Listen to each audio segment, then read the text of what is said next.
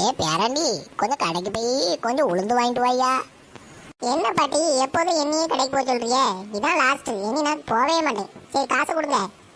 இதாயா போய் வாங்கிட்டு வா. பாட்டி என்னது வாங்க சொன்னீங்க? இன்னொரு வாட்டி சொல்லுங்க. எல்லாம் உளுந்து வாங்கிட்டு வா. உனக்கு தெரியலன்னா கடைக்காரட்ட உளுந்து கேளு, அவனே தருவான். அப்படியா, அவரே தருவாரா? சரி பாட்டி, நான் போய் வாங்கிட்டு வரேன்.